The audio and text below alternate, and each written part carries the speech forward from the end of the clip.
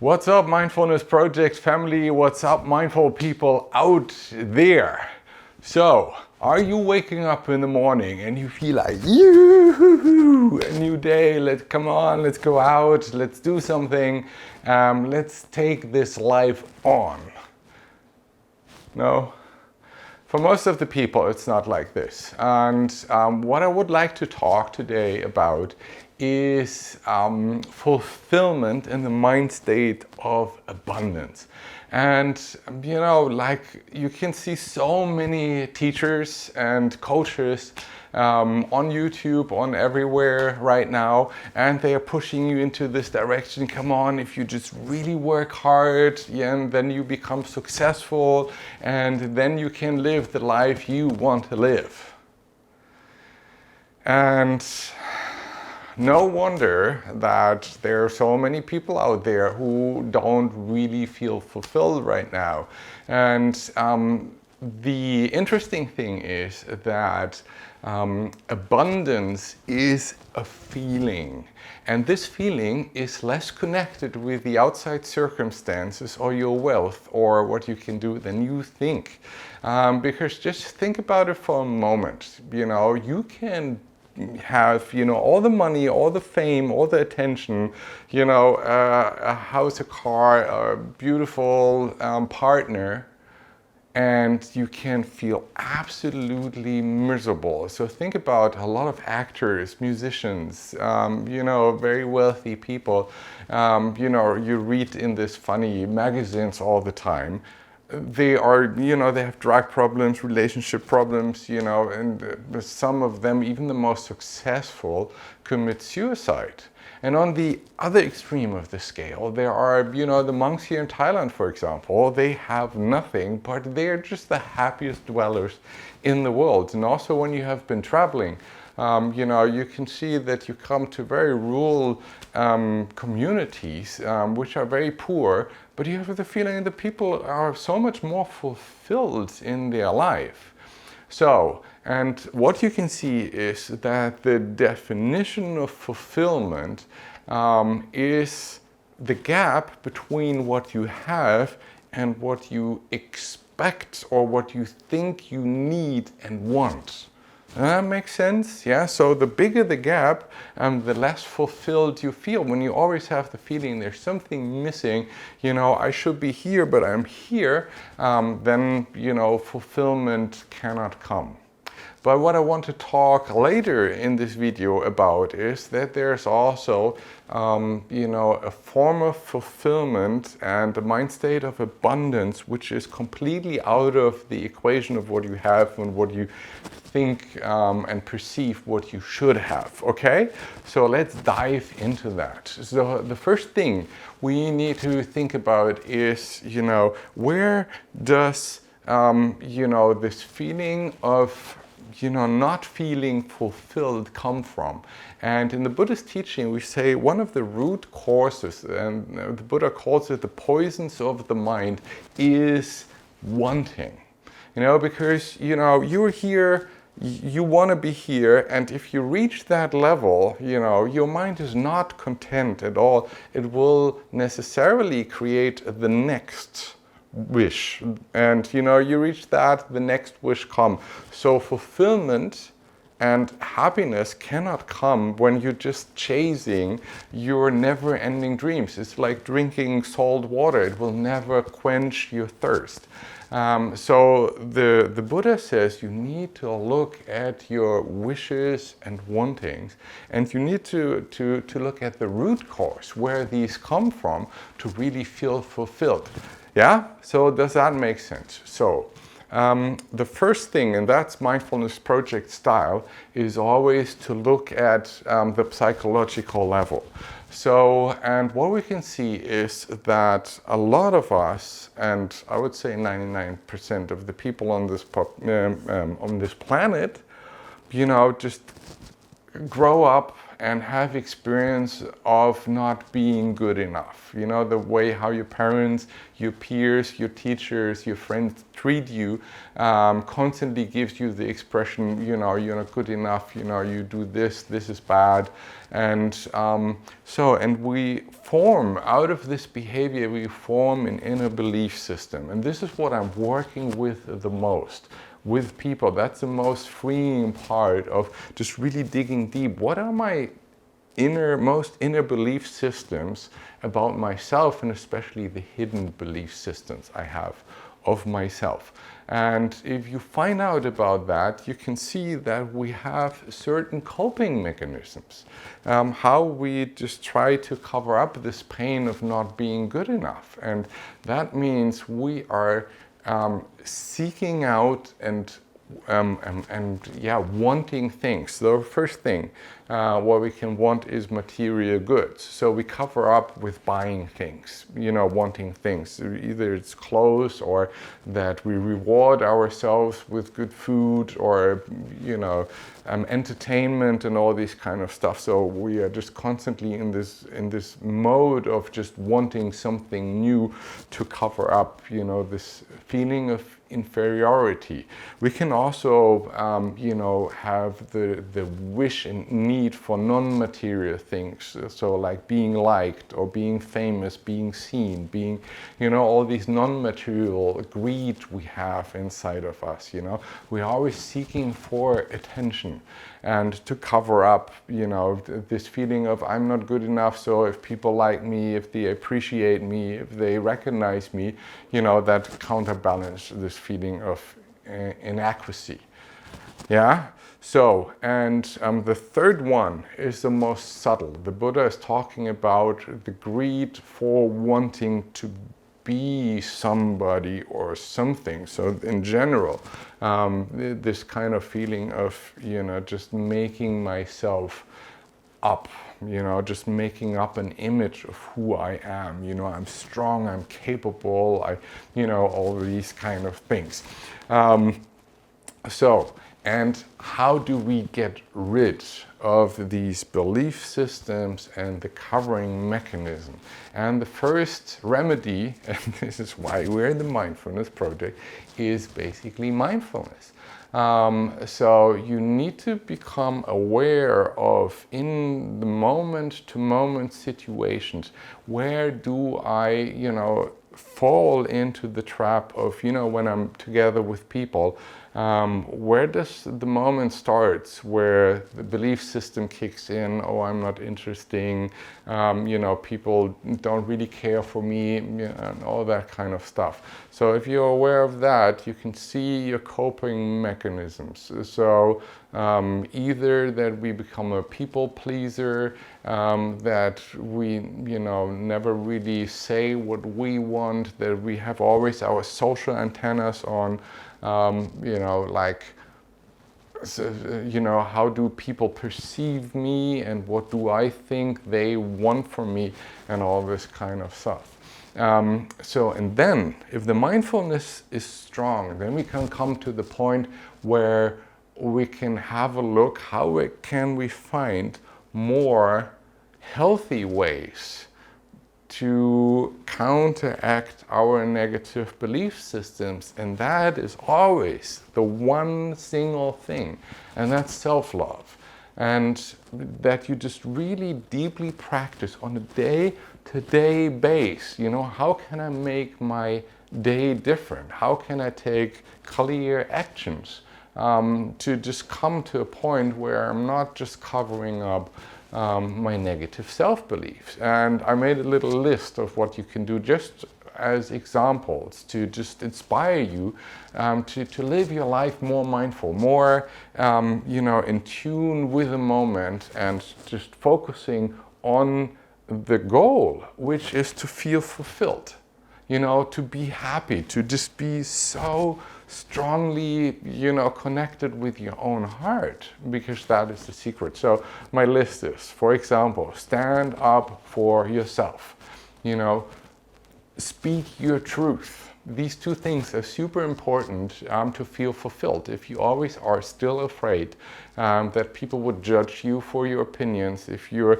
just always you step back from what you need, and I don't mean that you become overly narcissistic in your expression, but just really to feel, what do I need in this moment, and is this really serving me or not, and speaking up and just really making sure that your needs are met in whatever connection you have with people and with yourself. If you constantly think, I should, I need to work, I need to prove that I'm better than others. I have this a lot in my life, that I was working basically my ass off.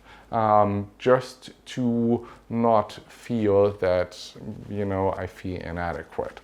So another part of self-love is to ask for help and guidance, reach out to people, learn from other people, reduce stress in your life, and really get rid of people in your life who make you feel small.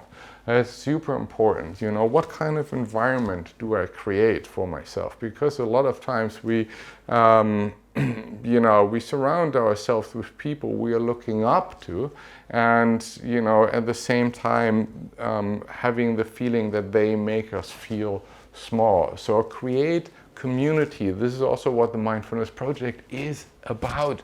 That the community around you is something which supports you, gives you energy, and is lifting you up in your relationship. The most important question is, do I behave in a way towards my partner that I lift my partner up? That is the reason why you're together. And on the other hand, also have a look if your partner living in this way, that he or she is lifting you up. And if it's not the case, work for it, thrive for it. Don't stop there and complain or be in the victim mode. It's really just go out and see, what do I need? And sometimes it's just expressing, this is what I need from you to feel uplifted. These are my belief systems, to become express about it. Okay, so mindfulness, self-love. Are the things you should never forget to practice in your life. A lot of people say, I can't practice meditation, I don't have time, or I don't have the discipline. And it's not about time or discipline. It is, what is my priority in life? And, do I sit down and, make the practice of self-love, just really change my mind in a way that I can just, be better out there. Okay, that's the psychological level. The second part and tool we have is, and I would like to tell a story Ajahn Somshay always tells us. It's hilarious, especially when he tells us in his half Indian accent. So there's a guy, and he's very unhappy and unfulfilled with his life, and he goes to one of these great hermits and say, look, you are revered so much for your wisdom, and I have a problem. I don't have a lot of money. My house is really small, and then I have my wife and my 3 children in there, and there's not enough space to retreat, and it's always loud, and I'm so unhappy. And then the hermit says, no problem, I can give you a remedy. For a whole week, take the chickens into your house, and you will see that will make all the difference that you feel happy and fulfilled. Yeah, like, okay, but he trusts him, and he does it. So after a week, he comes back, and the hermit says, and how did it go? He said, really bad. The chickens are, they're waking us up in the morning. They're shitting everywhere. They are making a mess, and it's all even more dirty. And then the hermit says, okay, then I have the absolute remedy for you. Take the pigs in too. And he's really confused. He said, Master, what are you telling me? He said, no, trust me. So he trusts, he takes the pigs into the house, and they're making even more mess. So after a week, he's kind of very annoyed and says, look, this really kills my nerves. Now I have the chickens and the pigs in the house, and the pigs are destroying my furniture. There's shit, loads of shit everywhere. And the hermit says, oh, okay, then I just my last advice is, take the cows in two. And he was like, no. He said, yeah, trust me. So he trusts this holy man so much, he takes the cows in, and then after 3 days he runs back and said, look, master, I cannot do this anymore. And then the master tells him, okay, just take them out of your house, just clean everything, and then after a week come to me and just tell me how it is. And then after a week, this guy comes to him and says, master, thank you. Now all the animals are out of the house. I just really love my house. It's so nice and peaceful and quiet, and I'm just playing with the kids, and everything is good. So it is a question of, where is my focus? If I'm constantly focused on the things which are lacking, which I cannot do, our negativity bias, then it's very problematic. If I'm able to shift my focus on what I have, what I'm capable of, and what is good in my life, then the feeling of fulfillment can come up. Otherwise, it's blocked. Your mind is absolutely blocked, and it is an active component in your life. It's a practice to just shift your awareness. So there's another story of a woman. She is, a very, very happy woman, and one day she jumps into the pool on the wrong side. She hits her head, or she gets paralyzed, from her chest down. And so after recovery, people find out that she's still a super happy, fulfilled woman. And then she was interviewed about her experience and why she has such an incredible radiant energy. And her answer was, of the 8,000 things a person can do, I'm maybe only able to do 5,000 things. But that's so much, and I just focus on the 5,000 things I can still do. Yeah, and that is the perfect example of how you achieve fulfillment and this mind state of abundance. Well, I have 5,000 things. So again, I made a list of practical things you could do. So sit down and make a list of the things you have, material goods, non-material goods, and the personal traits which you like in yourself. So just really, and put that somewhere and just read through it again and again.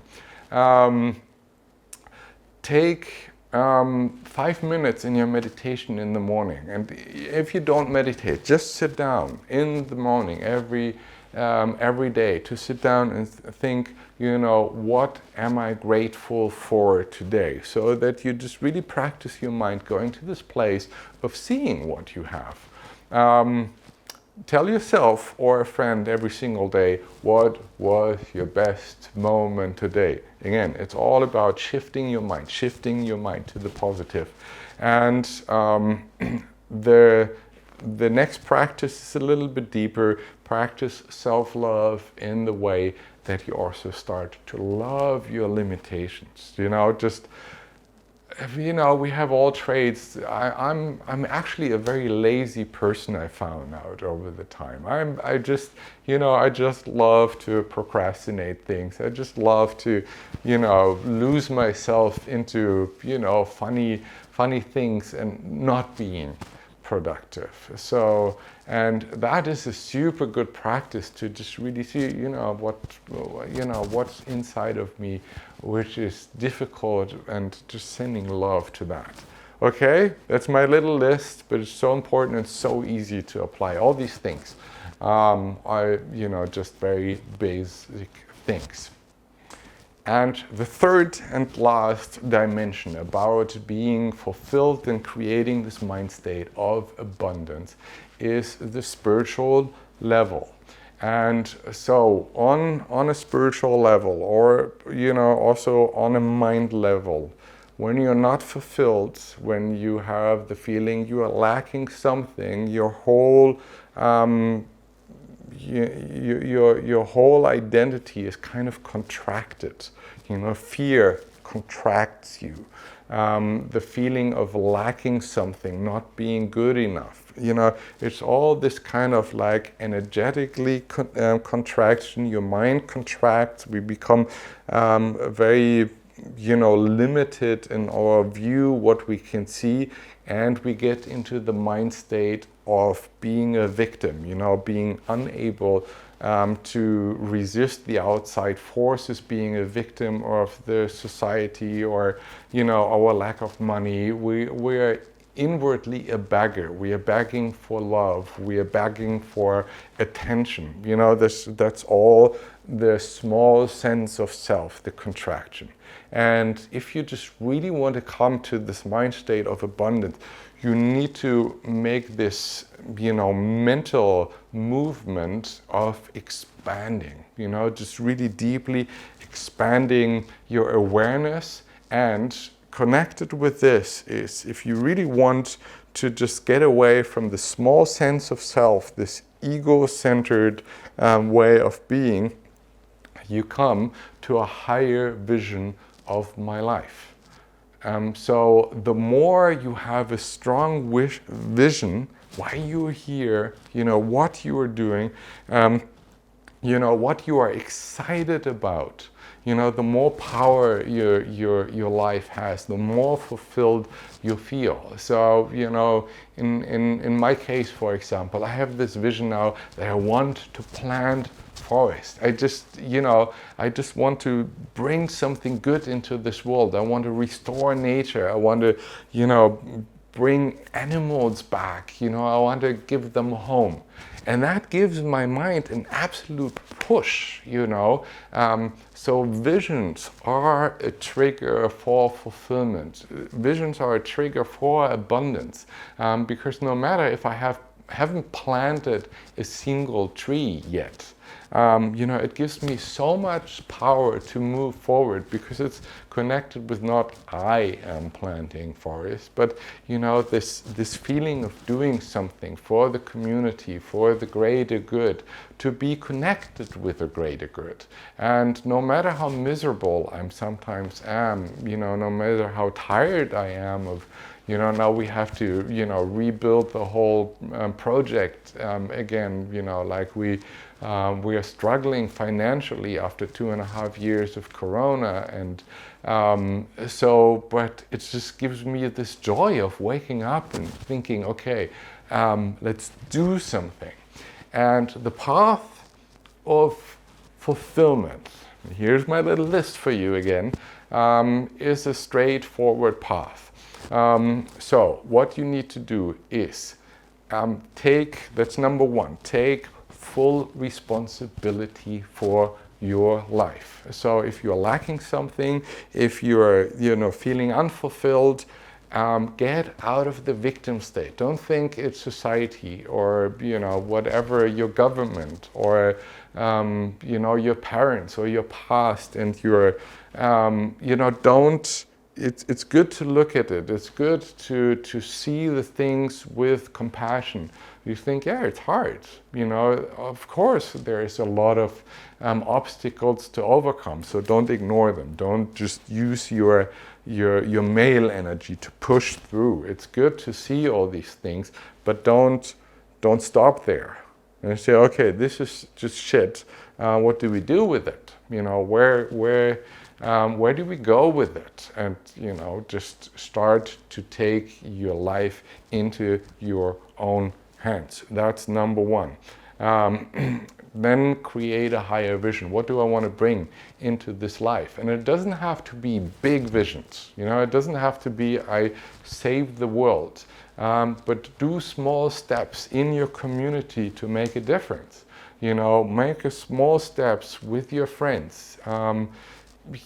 Just think, if you're a parent, what can I do to become better and just be the provider for my kids, instead of thinking what I want from my kids, what I want them to be, and impose all these ideas of how they should be onto them. And just learn things, just bring as much knowledge into you what you can do. So again, vision is a trigger for abundance. And here's my list. Try to become more passionate about your life, and have a look that you create actively more passionate moments. For example, in my relationship, a lot of times after we are together for 20 years now, you kind of get into a routine how you be with each other. Find ways how to get out of this routine. When you're freshly in love, you're thinking about, let's go there, let's do this, let's visit a concert or go in nature and just picnic outside. And again, it doesn't have to be expensive or difficult things. Just think about, how can I make this day, this one day, different in my relationship? So become more passionate about life, and just do things which just inspire you. So remain open is the next point. Just really stay open to new experiences. Don't run around with your set of beliefs about the world and yourself and the other people around you. Just really create this, higher vision of looking new at people, looking new at yourself every single day. The greed, I said it in the beginning, the greed of wanting to be somebody or something is, the most subtle way of greed, which is the poison of the mind. And just really create new experiences with yourself and others, and also learn, just every single day. Try to learn something new. You're passionate when you are just bringing in new knowledge, new wisdom, new ideas about what you can do. And that's, that can come from the outside, that come from YouTube channels or funny teachers like me, whatever. Just really go for it, that you continue to learn. The next thing is work with shame and guilt. Shame and guilt are one of the most dangerous blockages for the feeling of fulfillment and the mind state of abundance. It just makes this this contraction.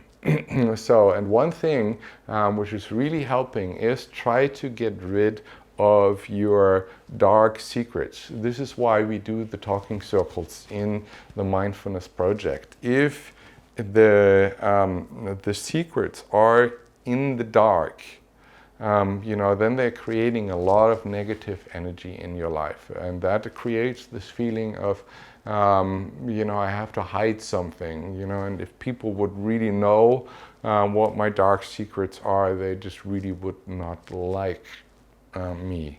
And so you need to bring them to the light. You need to talk with, either friends you trust, or you create, your little talking circles, or you work with psychologists or teachers. Just find a way how to get these dark secrets out of your life. Then a very important thing is redefine yourself every single day. Don't wake up and think you are still this, old Christian, who is, having all these difficulties and all these negative behaviors and la la la. Just look every time new. We call that in Buddhism beginner's mind. Begin every day fresh. and see that we are changing every single day. You know, everything is impermanent. That's the teaching of the Buddha. That includes you. Every single experience you have has an impact on your neurological connection. So create that, make that, you know, make it new. And the last thing is to really feel fulfilled, let go of your past. You know, let go of the limiting self-beliefs and just really see that you are free to express yourself. You are free to express yourself in the way you are. You know, this is what we want to create in the Mindfulness Project, that people just come into their power, just see that you have so much more power than you think and you're not living it. You know, power to love people, power to care, power to create something around you where people feel home. This is, you know, our job here on this planet. And, you know, you can do that as much as I can do that, or Anya can do that, or Carrie and Adrian and all these lovely people out there. It is a question how you look at yourself and others. So let go of the limitations of what you have. And, you know, just like I said, look at the 5,000 things you can do, not the 3,000. Maybe other people can do more. That's a secret of abundance. And, you know, like working for it should be fun. It should not be, oh, I have to sit in meditation and then I have to, you know, oh, it's uncomfortable and no. You just have a vision of where you want to be, how you want to be in this life. And this vision has to be joyful. It has to be juicy. It has to be just, you know, lighting you up inside. And like I said, it doesn't have to be something big. It could be, your vision could be just, I want to be fulfilled. And not fulfilled in the sense that you earn a lot of money or you make a great career and that will give you the money to do what you want. This is bullshit. It doesn't work. The higher vision could be, I'm just living a life connected with my heart. Yes. Okay, I hope this was hopeful. If you have questions about some of the points I mentioned, write it in the comment, or just write me a personal message. I'm happy to go with you into this process of, you know, creating abundance and creating this life of being fulfilled, because this life will make peace in the world. You know, every single war, every single fight with people kind of starts with greed. You know, I want to be somebody. I need something. I just, you know, I want to be seen as this emperor. And, you know, every single war starts with contraction, with fear, and all these kind of things. So if you are fulfilled, if you have abundance, you will not overconsume. You will not destroy nature. You will love, you will hug, you will run around and make people happy. And this is what the Mindfulness Project is all about. Thank you so much. Thank all of you out there who have supported us for 2.5 years through Corona. We are opening on the 1st of November now, and we're having a huge party, and all of you have made that happen. So thank you, thank you, thank you for that.